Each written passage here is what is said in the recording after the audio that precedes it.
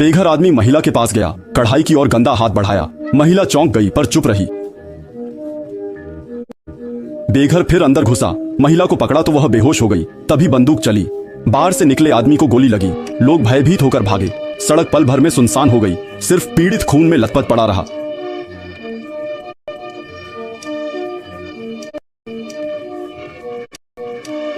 बार के लोग दरवाजे पर लेटे, देखा आदमी जमीन पर पड़ा ऐंठन कर रहा है। न बचाया तो देर हो जाएगी। क्लर्क ने मदद के लिए फोन किया पर सिग्नल जाम था। सफाई कर्मी मना करने पर भी लोगों को बचाने निकले और नतीजा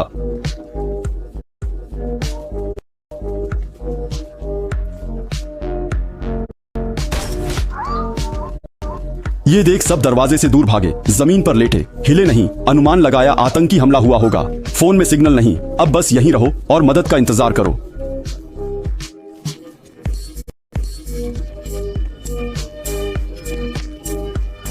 गोली चलने की खबर है क्या? पर खबर नहीं थी। सब सोच रहे क्या करें। तभी बगल वाली आंटी डर गई। अभी दरवाजे पर पड़े 2 शव गायब थे, खून के धब्बे भी साफ हो गए। इससे सब और परेशान हुए। देर तक टीवी देखते रहे पर खबर नहीं आई। फिर बार का क्लर्क बोला, शायद यहाँ कुछ नहीं हुआ, सब सपना था। तभी मालकिन ने थप्पड़ मारा। फिर सूट वाले ने कहा, शायद हम में आतंकी छिपा है, बम जैसा हथियार है। पुलिस उसे नहीं पहचान पा रही, इसलिए उसे भागने और बम फोड़ने से रोकने को यहाँ बंद किया है। बाहर गए तो मार दिए जाएंगे।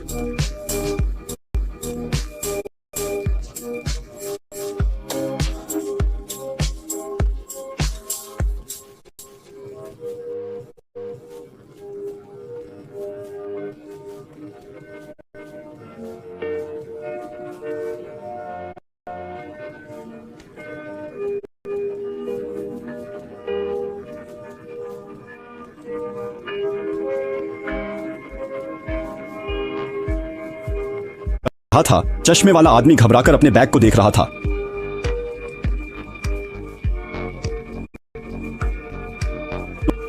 नहीं दे रहे थे। उसने चुपके से बैग को पैरों से छिपा लिया।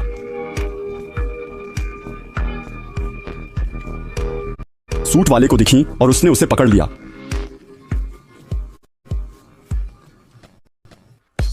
क्लर्क ने मौका देख बैग निकाला।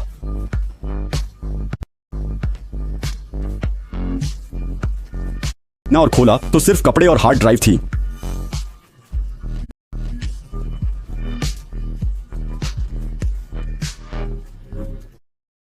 चोरी होने का डर था।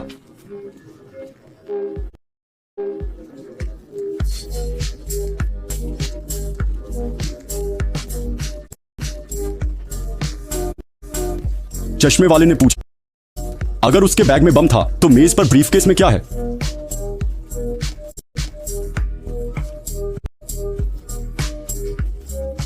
कहा खोलो, पर वो मना करता रहा। बोला चश्मे वाला बदला ले रहा है।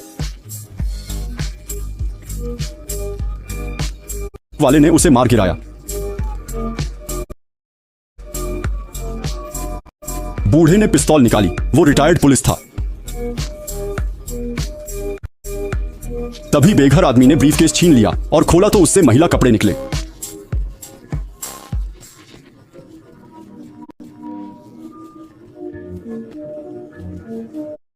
सूट वाला शर्मिंदा हुआ।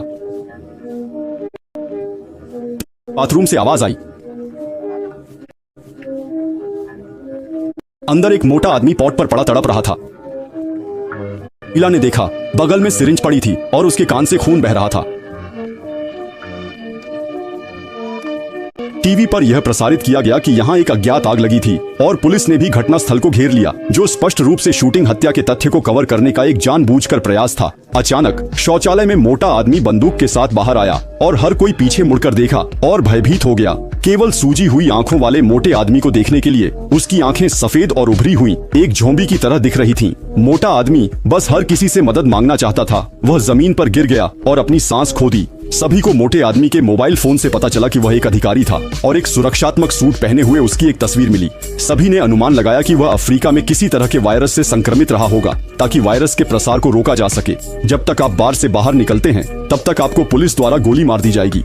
अब हर कोई संक्रमित हो सकता है और जो मोटे लोगों के संपर्क में रहे हैं वे और भी खतरनाक हैं। सेवानिवृत्त पुलिसकर्मी ने अपनी पिस्तौल निकाली।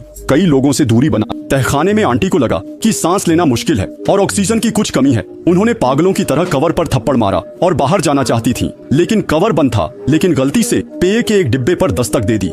आंखों के लिए यह पता लगाना मुश्किल था कि जमीन पर पानी नहीं था। फर्श पर पलट गया और पाया कि नीचे एक सीवर था। कवर खोला और चेहरे पर एक दुर्गंध आई। पथिक ने शराब की बोतल गिरा दी, गहराई का परीक्षण किया। उसे लगा कि उसे यहाँ से 92 नंबर सोयाबीन तेल की एक बाल्टी उठाई और उसके शरीर पर उड़ेल दी, लेकिन छेद बहुत छोटा था और उसका शरीर आधा नीचे फंस गया था। क्लर्क ने जल्दी से उसे नीचे दबाने में मदद की, लेकिन वह अभी भी नीचे नहीं उतर सका। उसकी आंखें देखने में कठिन थीं और उसने उसे अपने पैरों से जोर से नीचे गिरा दिया पथिक को, लेकिन फिर भी असफल रहा।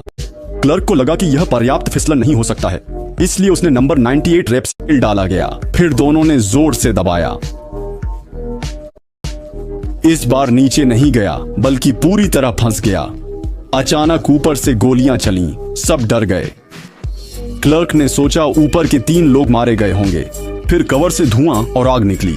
तहखाने में हवा कम थी। बेघर ने वेंट रोक दिया। घर को शलजम की तरह बाहर खींच सके। कुछ देर बाद ऊपर शांत हो गया और तापमान गिर गया। चश्मे वाले ने कवर खोला। पूरी जगह जली थी। पुलिस ने घेर लिया था। वे रेंग कर निकले। चश्मे वाले को गर्म पिस्तौल मिली, छुपा ली। देखी, उसके पास वायरस का इलाज था, पर शरीर पर नहीं मिला। सीरम मिला, पर 4 थे और वे 5। क्लर्क ने अनुचित कहा। नायिका ने 5 हिस्से करने को कहा, पर कम पड़ सकता था।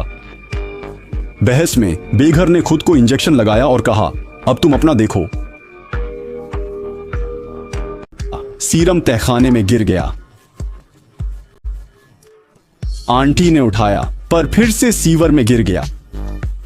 लथपथ औरत संकरे सीवर में जाने लगी, क्योंकि वे अनजाने वायरस से संक्रमित थे और एकमात्र इलाज सीवर में गिर गया था। लेकिन सीवर का छेद बहुत छोटा था। औरत आधी फंस गई छेद में। दोनों ने उसे नीचे धकेला। औरत दर्द से चीख उठी। भाग्य से वह छेद से गुजरकर गंदे तालाब में गिर गई।